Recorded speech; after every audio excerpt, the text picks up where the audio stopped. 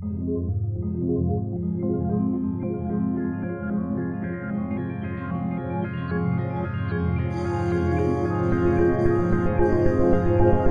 is Red Ice Radio, a beacon of sanity from Northern Europe.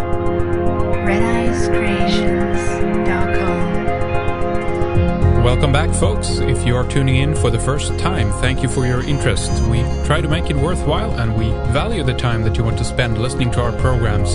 So we do put the guest and the topic at the center to be able to hear what they have to say and let them present their ideas and research, so that you can make a decision whether or not to proceed to read more and learn more about their work. We highlight, of course, many different subjects for this very reason. We try to keep a varied palette and a broad spectrum. Please go to redicecreations.com to find out more. Some of you have asked to hear Richard Alan Miller on our program, and so today here he is with us. He's a physicist, herbalist, horticulturalist, author of 7 books, and a former special skills trainer for the U.S. Navy SEALs. Miller began his work as an original Black Ops team member in the quote-unquote X-Files world of Navy Intel in the late 60s.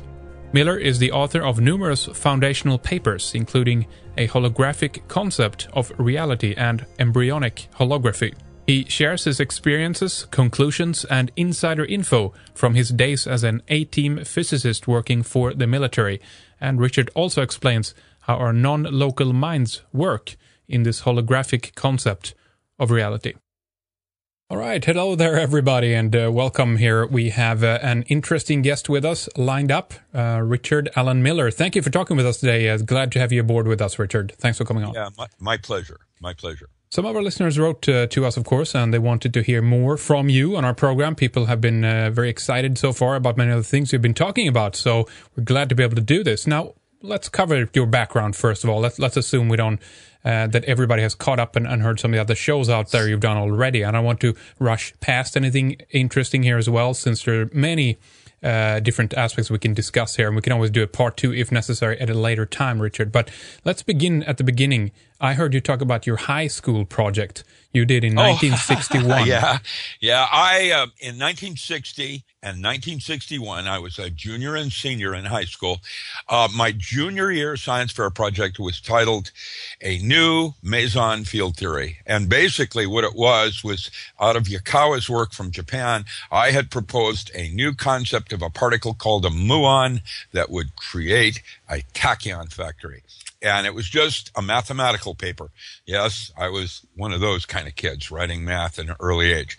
Then in my senior year, I built a linear accelerator with a hydrogen bubble chamber and I was the first American in 61 to create Cherenkov radiation, or particles going faster than the speed of light. Now, in 64, I won the Navy Cruiser Awards for both of those things. That means I got to go down to San Diego in a Seabee and get on the Seawolf and go to Hawaii underwater as the first nuclear-powered submarine. I got to do that as a high school kid. And that was a prize. But what they did is they used my meson field theory on the Mariner 1 in 64 to beam tachyons down at Mars, and then they measured using Cherenkov radiation the speed of light changing for the optical difference in the speed of light in water. And that was what determined that there was water on Mars. Today, it gets better. It's not even about me. It gets better. The new discoveries in this last month is that water on Mars, there's more water on Mars than there is water on Earth. It is a new form of water called structured water. Structured waters have to do with deuterium, tritium, and H709. It's the different structuring that can happen because of a dipole moment.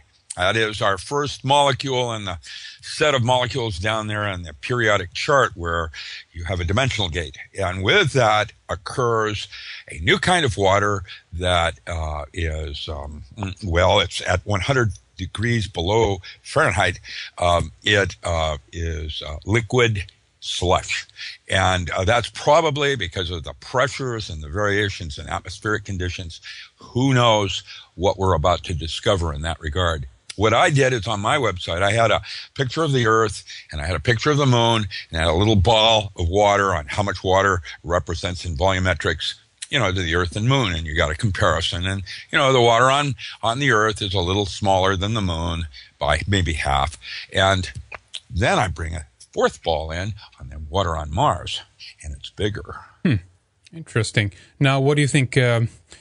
Is this water is different? I've heard that it has everything from health benefits to can be used in different ways on human structured water. Do you know if that's correct? Yes, Dr. Jerry Pollack is the individual. He's professor emeritus now. That Matti Pitkinen and Alex Kavarainen. They were two Finnish physicists that first started the mathematical concepts of structured waters out of Finland. And Jerry is at the University of Washington, Department of Anesthesiology, was my lead when I worked military. He was not my boss. He was my lead. I reported to him, and we both did work for Dr. Ray Fink, who was under John Bonica. And that goes way back. Delgado is in the labs there. Oh, wow. Jerry was doing work with water even then. And today, if you go online, you can see he has two beakers that are approximately 16 inches apart. He's able to somehow move water out of one beaker over to the other beaker using surface tension so that it doesn't break the line. And he's showing you the nature of what structured waters are possibly about. How they affect health and dosimetry in the body. Those parts are being studied now, but really, if you take a look, right now our technologies acknowledge the point of 8.4 for your pH is where you no longer take water out of your bone marrow when you're drinking it. That's why drinking soda is so toxic. Sure. Not even about the sugar. Yeah. It's about the pH. And when you get further, what are these devices now that'll take them down to 9 or 11 pH, real high end. Those aren't as important in what we understand for ATP, adenosine triphosphate, some of the important chemistries in the body. That, by the way, ATP is where cold fusion occurs. If you look at the molecule, it's a quark gluon plasma. That is absolutely out of Roger Penrose. You can prove it. And it's like a quark gluon plasma has not even existed in our time frame. It was like maybe 1/10 of the first second of the creation of the universe. They had a quark gluon plasma, and then the particles started to mutate. This was what I used to write about, is these differences between mesons and elementary particles. By the way, my original thesis was that it was a new meson, and that is now incorrect. Just to make sure that everybody understands I'm not that great. It is now considered an elementary particle and is the primary particle that will allow cold fusion processes to occur. All right. Very interesting. I want to get back to another point as well that I heard you talk about. And later, of course, I want to get into synthetic telepathy or computer-brain interfaces, because that's obviously has to do with some of the work you did with Delgado and everything. Imagine that. But let's get back and talk about your education. Was it Pierre S. DuPont that paid for it, I heard you say? Well, they had, it was old man DuPont himself. Basically, I went to work for IPD, Instrument Products Division, out of Newark, Delaware, and then spent most of my time at the Experimental Research Station in Wilmington and working under old man DuPont. That's where I encountered a holographic concept of reality. It hit me then when I met Gaber. But I was at the University of Delaware. They hired me to work as a physicist, and then they sent me to graduate school.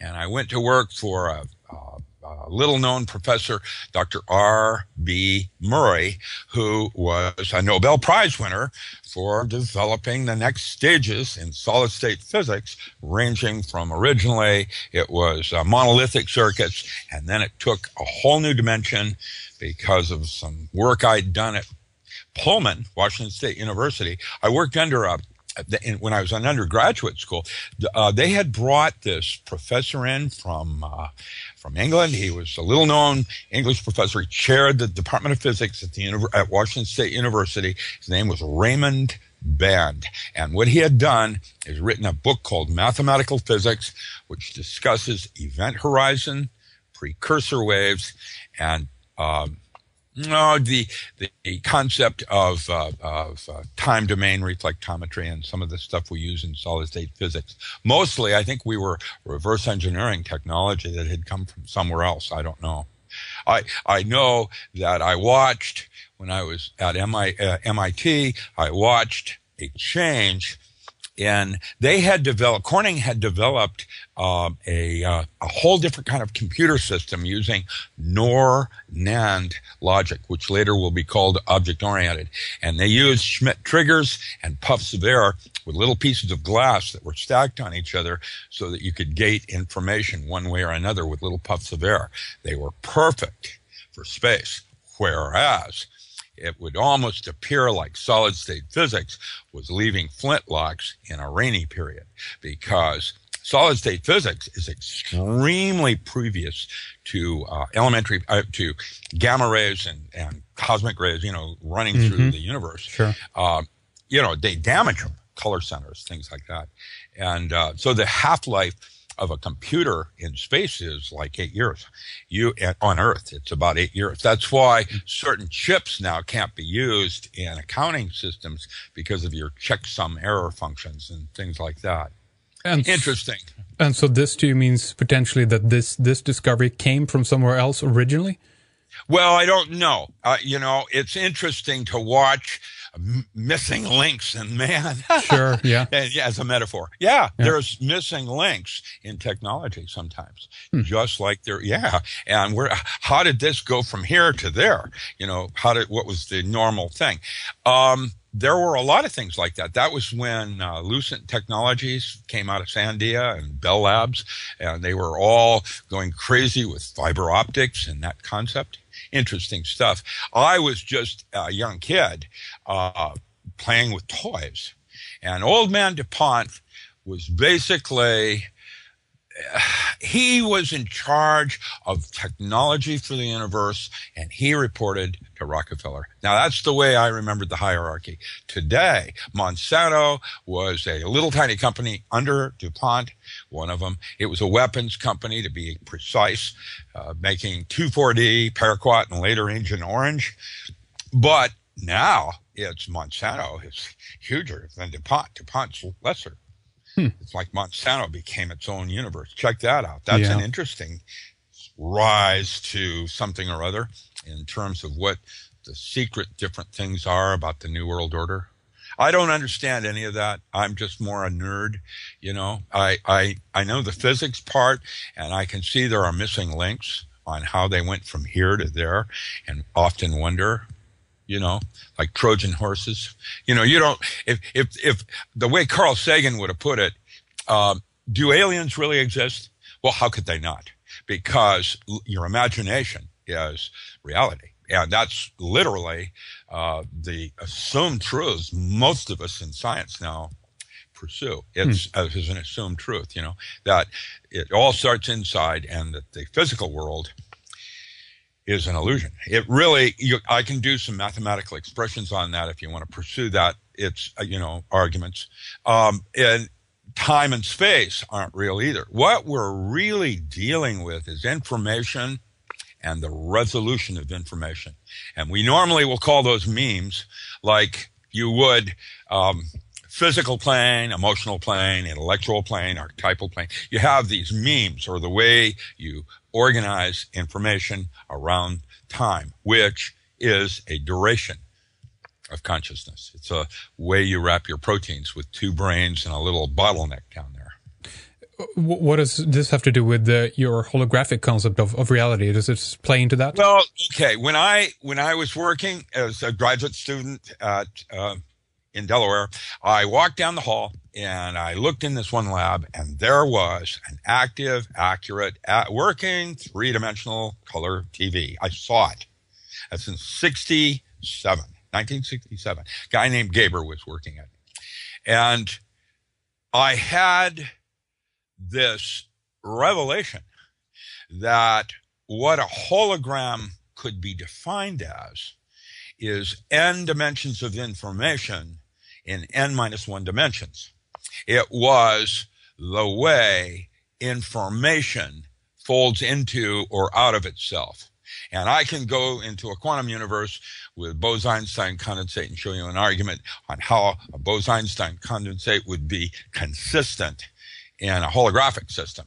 That's where you have these two particles. That was last year's Nobel Prize. You have these two particles at opposite ends of the universe, and when this particle goes up, this one moves over that way, and this one goes down, it moves back that way. And somehow they were able to prove that the two particles were somehow at opposite ends of the universe were simply connected. And that became the Bose-Einstein condensate. Now, in a holographic system, you could see it as a single particle with two cameras on it. And you're looking at you're confusing the planes. This is physical and that's emotional, or as a metaphor. And that in a system where you can see Heisenberg and his uncertainty principle and the quantum mechanical thing led to the two primaries of what a quantum universe would be about, which is entanglement and decoherence. Whereas in a holographic system, and these are just models, that means it doesn't mean they're right. There are ways for us to explain what we have observed so that we can then find solutions that would not necessarily be self-evident and lead to discovery, that kind of thing. Yeah. And what we do is we create these little universes, and then we try to do like Hilbert space, and then come back into real world math with approximations.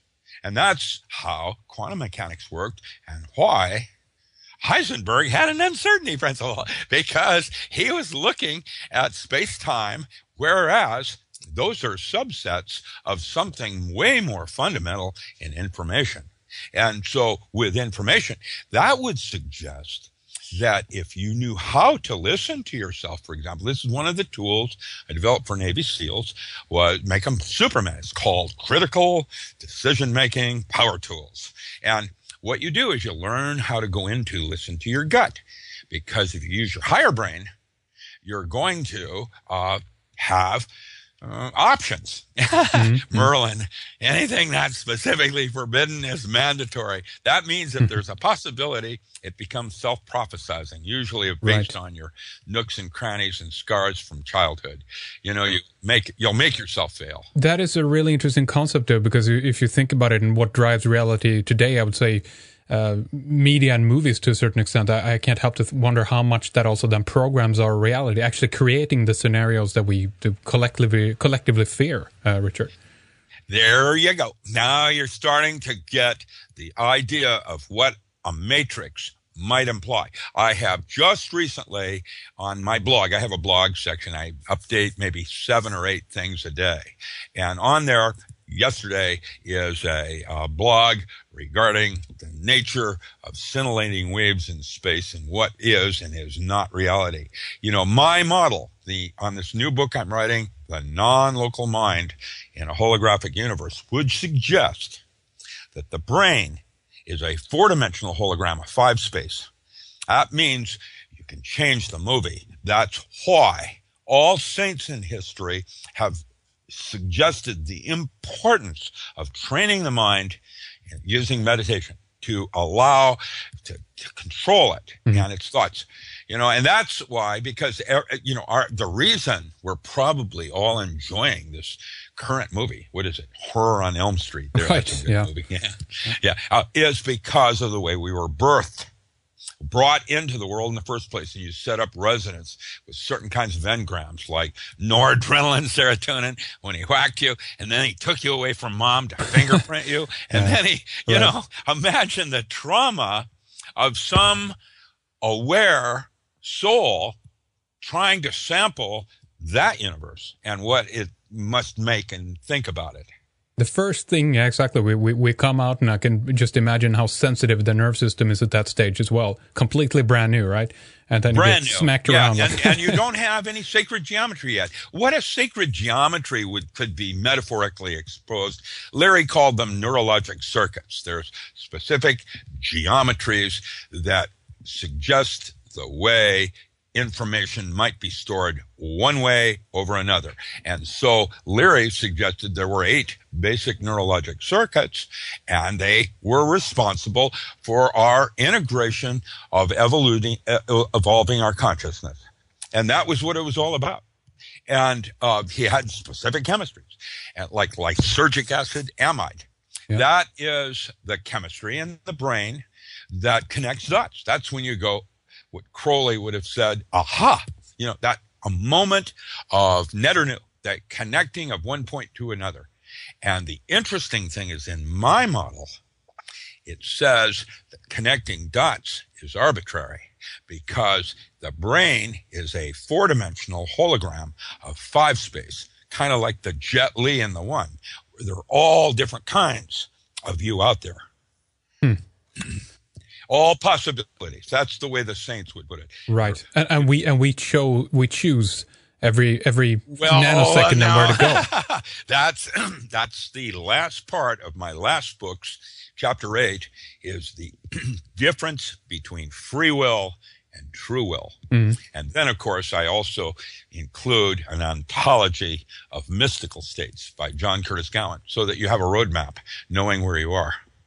Okay, I see. Now, speaking about controlling the mind, our own mind, does this work, do you think, then on an individual level only, or do we collectively create the movie? We can talk about of course, Buckminster Fuller, synergy. The power of the group is greater than the sum of the individual parts. You could be sitting in the center of a circle, and they all thought you had green glue cancer, and watch what happens. You sit there and mutate down into green glue, and because the group is actually creating what we'll call the numinous, or the collective unconscious, or they've got a bunch of names for it, mythology. It happens on layers of the information.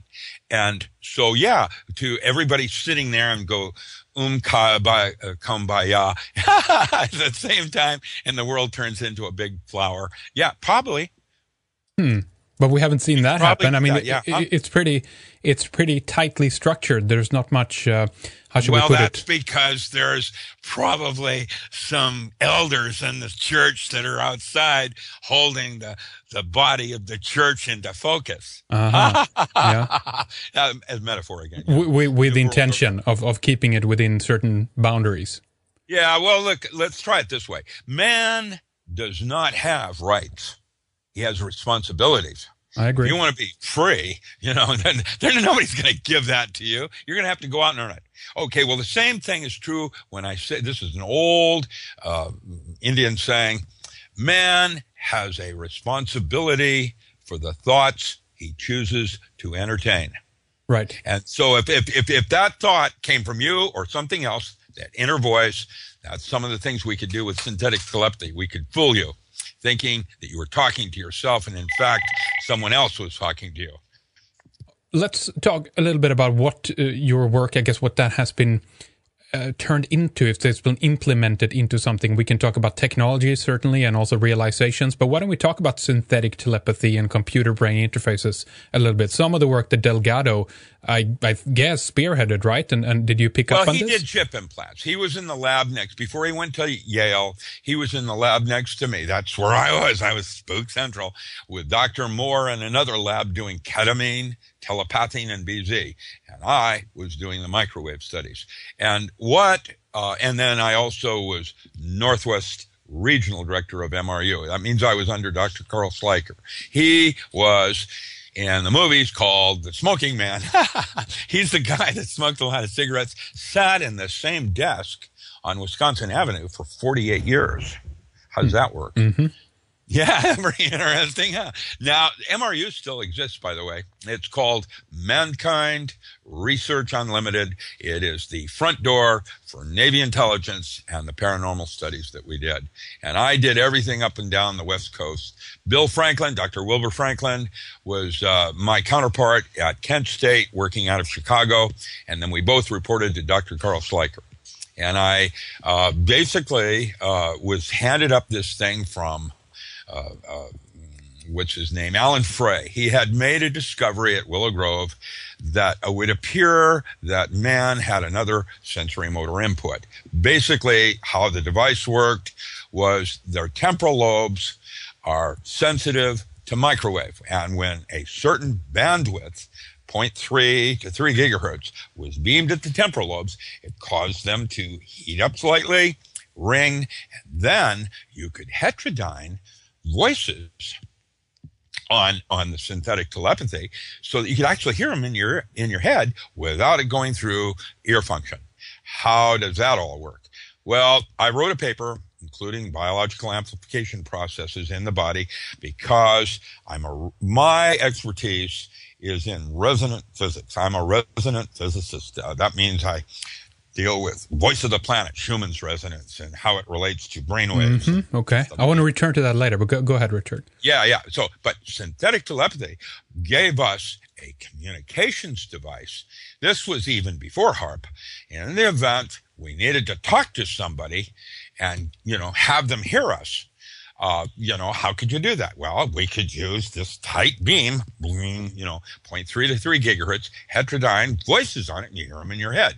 Well, then, of course, after that, it took a myriad direction of changes to include cloning emotions. We'll talk about that in a moment, and a variety of other weapons-like applications instead of hearing for the impaired or whatever. That would have been the first medical application. Haven't seen that yet in the 30 years. What cloning emotions is that when you are, let's say you have someone that is like in Dreamscape, where you're going to photograph their memory, and you do it with a P300 wave when they're extremely depressed.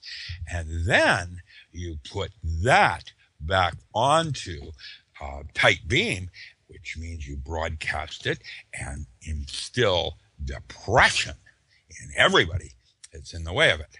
And that was and I'm using depression because it could be a lot of other things done. Remember the first Iraqi war, the first Bush, when he went in, and basically everybody's standing around. There was 2 or 3 GIs with their little M16s or something, and hundreds of Iraqi came out of the bunkers and dropped their weapons down. And How does that work? Yeah. Well, that was called Commander Solo. And Commander Solo is a single aircraft. It's the first ordnance that is used in any war now, including Afghanistan. When I came out, I was coming out of Canada when we went into Afghanistan on our reprisal from the false flag of 9/11, and the top of the list, they talk about the different aircraft, and the different bombs, and the different bullets, and the different ordnance, and the top one is Commander Solo, and that's a single plane with a large. Usually at that time, it's probably better now with supercomputers, but they would heterodyne network 360 computers to form a supercomputer. I think it's 358. I don't know what the algorithm is, but they tandem them in such a manner. The way they crunch information becomes a supercomputer, and that's how you handled heterodyning a P300 wave. And by the way, Richard, heterodyning, that's basically when you combine different frequencies, correct? Right. Yeah. Right. You have a microwave band, and then on top of it, you have an audio band. Okay. Yes, correct. Yes. And that's basically how it all worked. And what they do is put a P300 wave on there of someone depressed or wanting to have a cup of coffee and relax and, come on out of the bunker. Nobody's going to shoot you and we don't want to fight, give up. How did the Borg put it? resistance is futile. That's right. Yeah. You know, something like that. So that's what they were doing, you're saying, that they beamed these that's a weapon. That it feelings works. And they did it on Branch Davidians. They used it on a bunch of people. It's used now even in crowd control, where they can actually Sure, yeah. Yeah, it's a disperse crowds. That's right, kind of a super weapon. I've heard that they can manage to get people to throw up and everything, weapon. right? It's the next weapon. That's 40 years ago technology. Yeah. Imagine what Monsanto's doing today. I mean, that gets really over the edge. Really creepy. And I want to talk about that later too. They're attacking levels of your consciousness that you're not in touch with. They're doing it purposefully because they know you're not in touch with it. And so what do? You become a Walmart shopper, mindless. I'm kidding. Most are today, aren't they? Anyway, so there's something going on there. I can't tell you. It's gene pool. The zombification of mankind, right? That's what they're talking about. I don't know. It's scary stuff for me. I'm an old fart now, and I watch this stuff, and I can't believe why people would think shopping at Walmart is such a cool thing to do. It isn't. I've written, is it about money? Cheap? Everything costs something, and money doesn't mean anything. That's zeitgeist moving forward. We've had 400 years of currency. Doesn't work. It's time to move on. And what are the options? Barter, other kinds of possibilities. I have my own mission statements around things like that, food and so on. But, I have to tell you, synthetic telepathy is now being used as an everyday. I think Target stores used it to stop shoplifting and then revoked it because it was catching a lot of flack. It actually did reduce shoplifting, and Walmart is talking about a place in the center of their store called the Center, where if you, on your own volition, step inside the circle, you can experience all the store specials going on in your head. Wonderful. How's that for a new world? Oh, that's awesome. Huh? Now, you sent me a graph, by the way, if you will, kind of a diagram of synthetic telepathy. And I believe I looked at this thing correctly, the last delivery, it's done by a satellite in this case. Yeah, Is that correct? That's the newest stuff. I'm not privy to that. That's new technology that they've implemented on technology I developed in the 70s. What you're looking at is 2010. That paper was from 2010. You can go on Wikipedia and you can read about it and have all the different links and so on. That is a new application. Another one that the feds use all the time in a movie called The Siege was through-wall surveillance using microwave. Mm-hmm. That's another application of it, through-wall surveillance. They'll have a little van that sits outside the hotel listening to drug deals going down 2 floors up. Wasn't the problem I've read about this, and the problem was that the engine to generate the microwaves was so huge they couldn't even fit it in a van, correct? Or is it better now these days? Oh yeah, that part's easy. The microwave bands are actually low amplitude. It doesn't require a lot of generation. So I'm not sure what your reference is, because in fact, 0.3 to 3 gigahertz is verging on quantum mechanical levels. That's way down there, and way down. The difference between one orbital and another in an atom, microwave band, and 0.3 gigahertz. That's okay.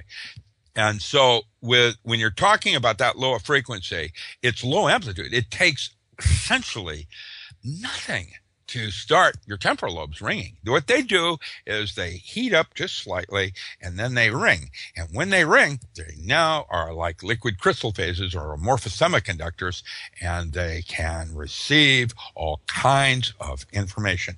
And I don't believe we have even begun to explore the nature of so-called things like inner voice. Mm-hmm. And what we define what your inner voice is and what it is not. And so with that, that's where I say your first defense is not wrapping your head with aluminum foil. Right. Yeah, really, man. That was great. No, it is basically taking responsibility for the thoughts, paranoia, whatever, the thoughts you choose to entertain. Because in fact, it was my great-grandfather that actually said, we are no longer at war in the world, that if you wish to change the world, the only way you can do that is changing yourself, and so the world will change with you. Yeah, yeah. It starts one person at a time. Small steps, Allie. That's the way it is. So we can override this no matter how advanced and strong the technology is. Dion Fortune, remember? She, out of Golden Dawn, she wrote a book called Psychic Self-Defense. And it's your mind is what is creating. That's how voodoo works. That's how it all works. Magic is the art of changing consciousness at will. And so one of the mindsets that I use is that everything happens for a reason. Everything leads to something better. And you approach the universe with those two assumed truths and watch what happens next. In your view, Richard, have we gotten any closer to, I guess, solving the mystery of our consciousness or even understanding that? No, yet. We haven't even begun. And in fact, it was Rudolf Steiner that said that man is currently devolving. Yeah. Well, we're not like Greece, or certainly places like Prague and Europe used to be like, with high arts and scholarship, education, and the importance of arts like piano and music. The importance of that kind. That's all. It's gone. It's kind of bad. Yeah, of course. Yeah, it's changing, and it seems like there is a degeneration here. What about the brain? If we separate that from the consciousness, do we even understand the brain at this stage? No. In fact, the brain is like a large crystal sitting on top of a body, which is the antenna. And the antenna has DNA, and so the DNA is a three-dimensional hologram of force space. That means who you were, who you are, who you will be. And then on top is this crystal. It's constantly changing, right? Predicated on where you choose to set up your witnessing or observation of the reality, predicates what reality you have. Literally, that's why meditation is so important, because it takes you to bliss states. That's what Persinger et al. Have shown in their data, absolutely, that someone that's been meditating for 30 years has this kind of a brain action, which is different than normal people. Mm-hmm. Yeah. And what I did was I sat back and I said, shit, I haven't meditated for that many years and I want to still have that same kind of brain. How can I do that? And that's when I came up with my toys, the power tools I developed for Navy SEALs. These are biofeedback, brain drivers, virtual audio technologies. There's all kinds of things. They're toys.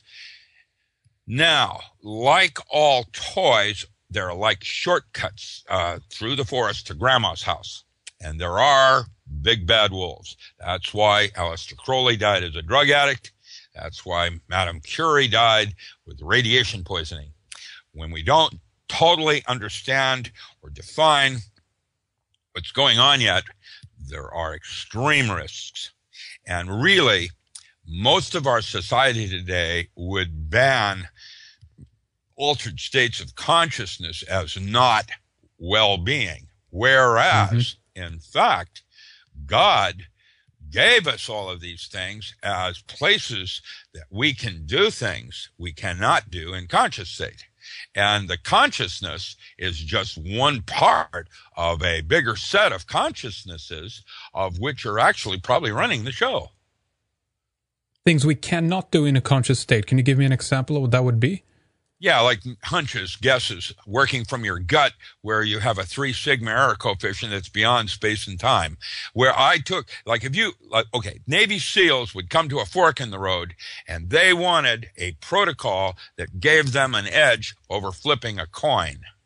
Okay, and in a laboratory, I discovered a very specific altered state of consciousness right there. Not over there, not here, but right there.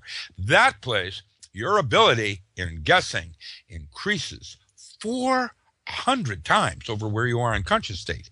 And let me give you an example. When I teach these ESP induction through forms of self-hypnosis, this is my first book that's out available right now. What I'm doing is when I teach the workshop, the first thing I do is I measure your baseline. And there was a woman from New York that got 6 out of 20. Average, the statistical was 5 out of 20 because there were 4 variables. And so we do the different variables.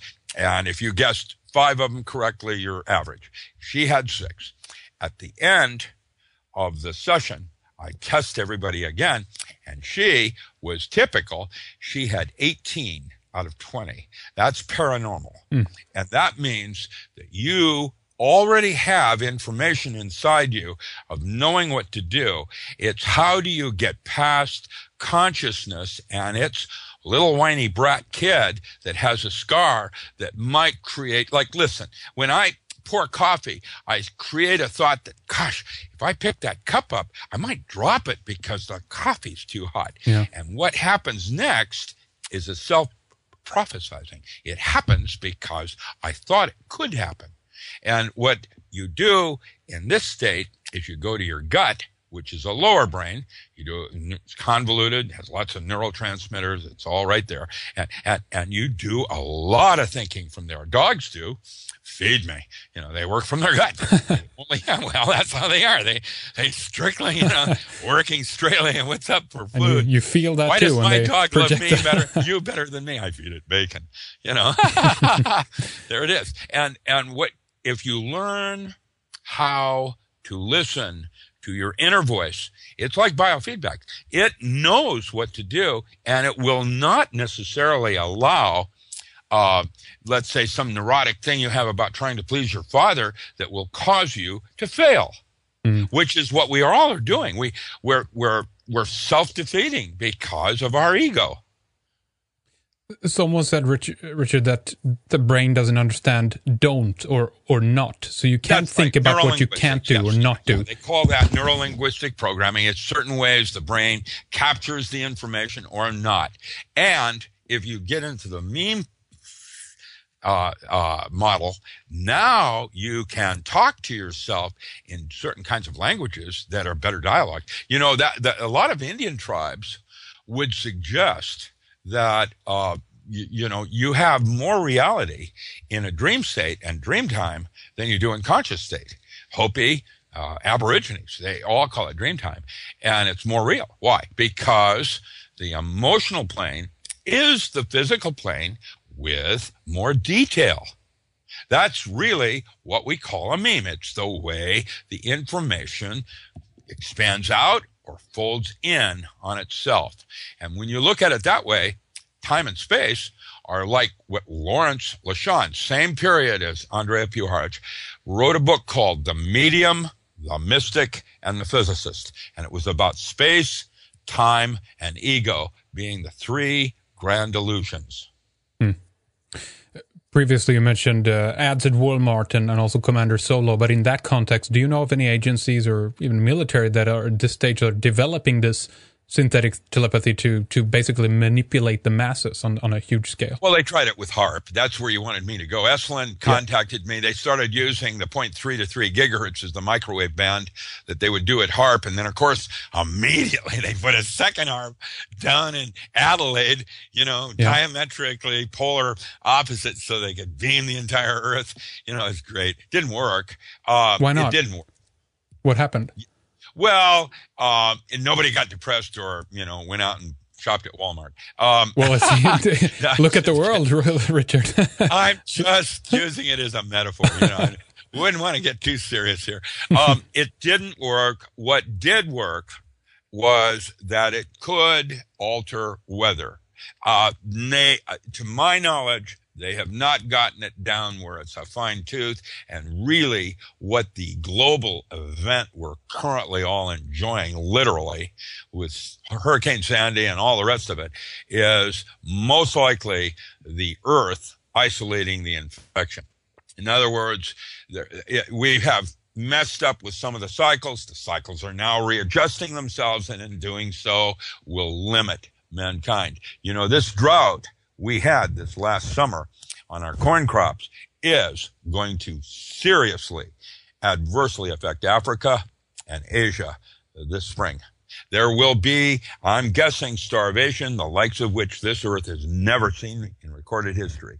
Further, UNESCO doesn't even have the supplies to even partially address this rising crisis. And yet, nobody is talking about it. Not even Al Jazeera. I don't get it. You know, I guess my filters and what I see as important is quite different than what the media thinks about Petraeus and his, you know, that's crazy. Yeah. I mean, I understand the concern with that high of an official in election, you know, walking one's talk.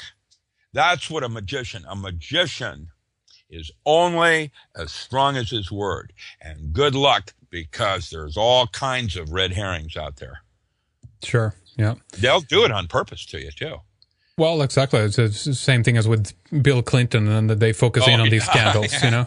Yeah, above the law. Yeah. Now, but she didn't swallow, so that so it's okay. Define what is. All right. Well, let's talk about.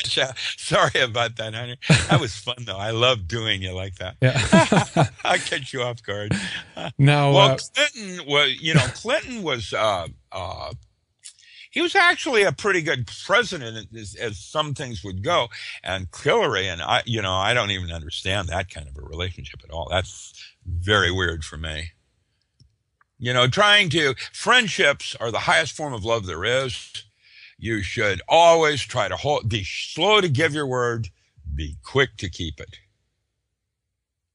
All right, let's see here. Many things to go over. Let's go back to the starvation issue, and this will later on. I think we should also more in detail get into that in the second hour, Richard. We're going to take a break in a little while here. But Monsanto, bring on the solution to the scene, right? Ta-da! Monsanto is going to be your option here in the food crisis. Maybe and maybe not. There are some serious concerns about GMOs and how they are affecting our planet. I know that Europe, there are certain countries that have banned those GMOs, like corn, and then, quote, it escaped.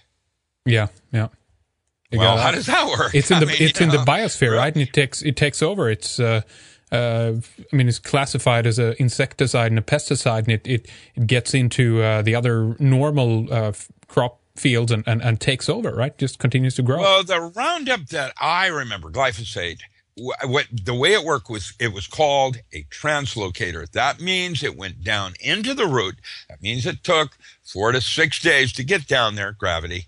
That's what it takes, gravity to get down to the roots, and then stops the photosynthesis process from the roots up. And that's how Roundup, why it doesn't work if you get rain, wash it away, break it down into inorganic salts. When you splice it into the gene of a seed, now I have no idea what that might imply, except that if people, why would they lobby against it for labeling? What is the motive on that? There's, whenever there's smoke, there's usually some reason for that. It's called composting. And that's bacterial action. That's what I'm trying to tell you. Monsanto was originally a weapons company. And the fact that they got first into seed and took control of the seed banks and then moved into GMOs where they were altering the things so it couldn't grow from seed, that's like trying to control our food chain so that, take our weapons away from us. All kinds of metaphor there come to mind. Yeah. Think about that as a good point. Again, the company that originally manufactured DDT, PCBs, Agent Orange, now goes into crops and food. Yeah, all of them. Yeah, they did all of it. That was like weapons for defoliants in war. Yeah. It wasn't about doing good. And it was used as a weapons company. And then when they switched and became a pharmaceutical house instead of a weapons company, by the way, that's what they were. It was a weapons company under DuPont, and now they're more. Did you do any work on the GMO things? No. Mine was always in paranormal. The work I did for DuPont was, we were A-team. Whenever they ran across something that normals couldn't figure out, then they would bring in A-team. Mostly, we caught flies. Our mouths were open in disbelief. We never figured it out either. But and the A-team was never just one or two people like in X-Files. It was mostly, there were 8 or 9 of us. I was usually lead because I was physicist, but once in a while they'd have an anthropologist or someone like that would be the lead, like if we're going into the territories or Antarctica or someplace. I have seen things, have a sense of, disinformation and where it's all starting and why. Spin, that's what counterintelligence means, is writing the spin on something so that it is misleading. I have no idea whether Roswell happened. I would think that shooting down an alien spacecraft is impossible. Why? Well, their advanced technology would be like shooting down God. Okay. By definition, and look at how much further we are in just 100 years of technology. Where do you think the aliens are? Sure. Especially since, okay. With that said, it's I think I have a friend up in Sandpoint that suggested it was a Trojan horse, leaving technology that would limit us in terms of how quickly we could evolve. In fact, it would seem opposite, but in fact, we had Y2K. The person before me in Navy intelligence was a whack. I was the whiz kid for a while, but before me was this whack, and what she did was invent COBOL as a backdoor to the possibilities of our gating systems crashing and burning because of the year 2000. Had to do with binary systems. Okay. That's what Y2K was always about. They were afraid that everything was going to crash and burn because of the way binary works. And that's one of the reasons why COBOL was invented by this whack. If she did it before me, that I remember looking at her work. That was who beat me, by the way, in the science fair project. Robert Strom with UNIVAC. Mm-hmm. Even though my Navy liked my experiments, UNIVAC was even better. There's a kid, Robert Strom from New York. He had this thing with relays. Interesting. Now, before we take a break here, Rich, I want to give you an opportunity to mention websites and books again, everything, but Spooky Miller, right? How did we want to talk about that a little bit. You can call me Rick. Okay. No, but I want to ask you about how the we have the X-Files team, right? Behind this is Chris Carter, Frank Spotsnitz. They're at the 1013 production company. Fox paid for it all.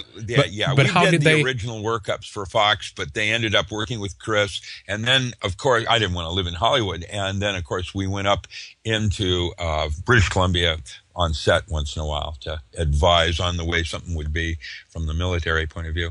At that time, I had top secret clearance with vault permits. Tell us how this communication began, Richard. In the beginning, did they approach you? Or how did this happen? Seal Corporation contacted me, Seal Corp, and wanted me to do some work with biofeedback and ESP to help make super soldiers. And so it was later called Navy SEALs, but originally it was called Seal Corporation out of Amherst. My handler was, right now he's still alive. He's doing virtual architecture on the East Coast. And they're the one who got you involved in letting information to the X-Files team. I started working for Boeing. Even though I had just my master's, they hired me as a doctorate, brought me back to Seattle, brought me back home, and I set up shop, had laboratories, and started with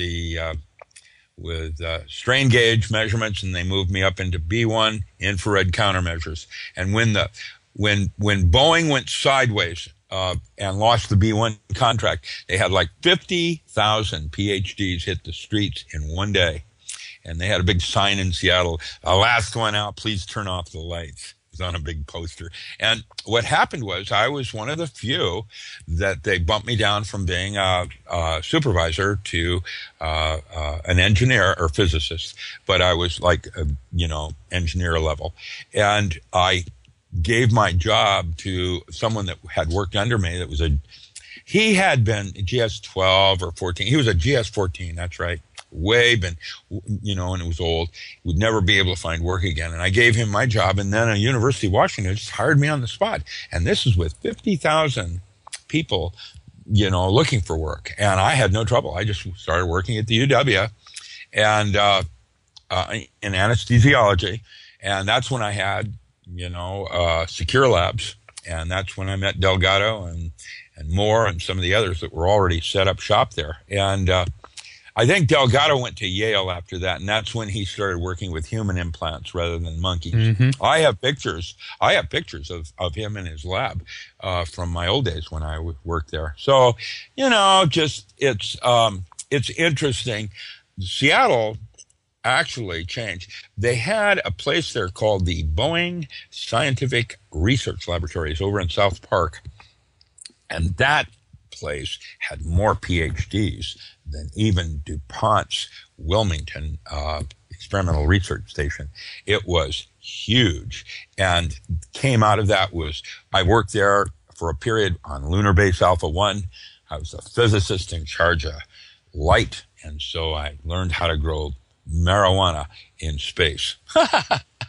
That's where the original studies came out of, 1970. Huh. We took, cannabis indica. I have a friend in Amsterdam. He runs the Marijuana Museum and says I'm always welcome there as a drug celebrity in Amsterdam. Why did they want to grow marijuana in space? Well, altered states, altered Walter. Oh, really? Okay. All righty. Well, there we go. We have much more to discuss and wean out, as it were. But let's talk about your books a little bit and then give out your website as well. Sure. Okay. Well, my latest book out is ESP Induction Through Forms of Self-Hypnosis. These are the protocols on how to talk to your gut and may save your life someday. What they're doing now, Matt Stein, he wrote when disaster strikes, when technology fails, he and I do these 2-day workshops where he will go in and armor everybody with what kinds of go bags you want and what you want in your go bag. And then what I do is teach you how to make critical decision-making power tools as used by Navy SEALs. What I do is I teach you how to listen to your gut. It's a 1-day seminar. A 2-day urban survival skills. And the new book that I'm just on my computer right this minute going to press in the next 2 weeks is called Power Tools for the 21st Century. And these are the 8 protocols that I developed for Navy SEALs that made them Superman. And there's a variety of different things in there. I'm talking about mythic living and how to change a belief system like you would a pair of clothing. And we can talk about that later. And then, of course, that's all published by Nick Begich with Earth Pulse Press. He's the one that did Angels Don't Play This Harp and does the harp work out of Alaska. His younger brother is, I think, junior senator from the state of Alaska. Nick's my publisher and best friend. And basically, I have other books. I've been writing for 40 years, so I've got books out. One previously out is called The Modern Alchemist, on Jungian psychotherapy, on personal transformation, because I've always been more than just a physicist. I'm metaphysics, beyond physics. In other words, my worldview is broader. Like I'm a satsangi. I'm initiated to Sharon Singh, and I try not to eat anything with a face of grandparents, and I meditate. I'm trying to be good, training the mind. Inner Traditions published 3 of my books on the magical and ritual use series. The magical and ritual use of herbs, I assigned rituals to 28 herbs, which kept them out of the Uniform Controlled Substance Act. And that's why kola nut and betel nut and ephedra are legal. Psychedelic mushrooms like psilocybin and peyote, because I assigned rituals making them sacraments. And essentially what it did is it kept the government from being able to regulate and put them under a uniform control substance. Then I wrote Magical and Ritual Use of Aphrodisiacs, which was on techniques around sex magic, which is what I, is one of the things that I write books about. The Masonic secret, it goes something like the thought that occurs at the moment of climax happens. That's why you got to be very careful with your thoughts while you're having sex, because that's like voodoo. Those emotional charges will create thought forms that will actually go from psyche right into matter. And then the third book was the Magical and Ritual Use of Perfumes. And all three of them are published in a bunch of the languages, German, Portuguese, whatever, through Verlagen and Sphinx and or some of the other larger publishers over there in Europe.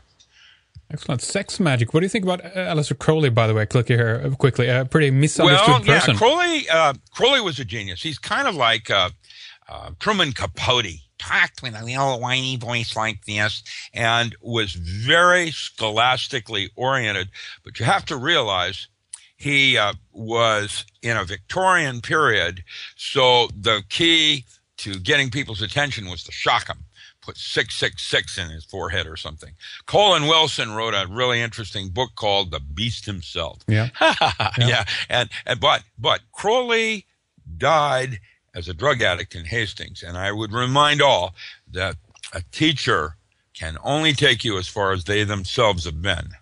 And so that's one of the reasons why you test and seek the most advanced, because that's all the further you're going to be able to go with them.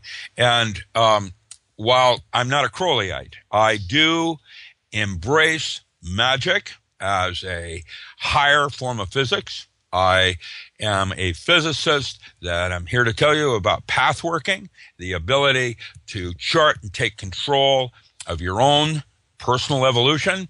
That is, in fact, what magic lodges were all about in centuries in Europe.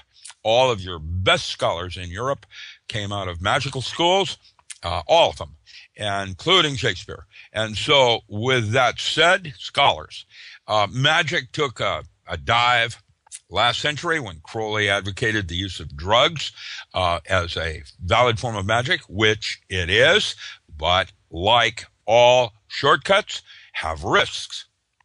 And that's when he wrote Diary of a Drug Fiend, talking about Cephalo and, that kind of thing. He had a little sign over his bed when Alistair was in and when Alice was in, when he's doing cocaine. It's interesting. What I am interested in is the nature of what an altered state is, how it differs from consciousness, and how I might be able to use that in changing the movie. And that does anything go, in your opinion, to do that, to like open up that barrier of restrictions that we have?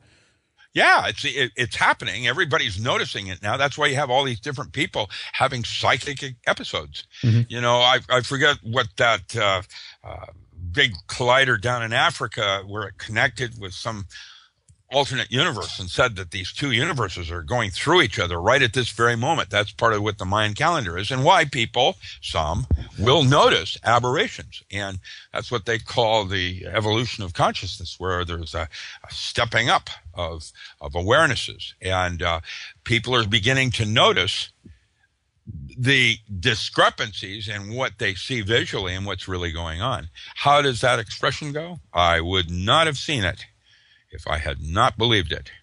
It's a metaphor. Mm-hmm. And we create our own reality by our belief systems. And that's one of the things I wanted to talk about, is if you are a very staunch Christian and two aliens walked in the door, the big question is, would you be able to see them? Yeah. Like in What the Bleep, they talked about the ship on the horizon, and the natives didn't notice the ship because they had no concept of looking at things like that in regard to the ocean. Same thing is true with what we call scalar or demons and angels above men. There's planes of existence with life all through it. The Earth is basically like a quantum computation algorithm. It's mycorrhiza. It's got this habitat of viruses and bacteria and little organisms, and they move around, and it creates this habitat that makes it different between Stockholm and Amsterdam. They're like a mentat or a group consciousness. The part you were talking about earlier, that collective unconscious, there's this habitat thing that forms. It's an overview consciousness of where all the deadbeats live and all the red light district is and the blah, like that kind of thing. It lays out a kind of a mentat or consciousness. A city does. And each of us have a similar thing going on with our own body with bacteria. There is got millions of these different kinds of bacteria, and they're all vying for homeostasis. And so you have a micro universe going on with this habitat, and everybody's different. You have more of these bacteria, I have more of those, and it's no longer you are what you eat, but more likely you are whom you feed. Really, and kind of look at it that way, and you kind of get a sense of how you are unique from the next person in terms of just the level ball field of bacteria that's going on in your body. RichardAllenMiller.com, that's the website. And again, you have a lot of books there. What would you recommend for newcomers to your work? It's vast in many different subjects, but what would you recommend? A newcomers, you mean barter? I think that rather than privatizing water, that we keep water where it belongs and we move food to the same category where it becomes a recreational sport. Chief Seattle in 1857 said, "How can man own the land he lives on? How can he own the air he breathes? We are just here for a brief moment as caretakers." How does one own land? I don't get it. And so food could be like the different qualities of grapes going down, Sweden. You have cultivating grapes or flowers or whatever. And each region has its own uniqueness. These are the kinds of grapes we grow. Or this is the kind of water that we have. And this is the kind of food we have. And then if you want a Dorito corn chip, you can barter with someone else that's making it.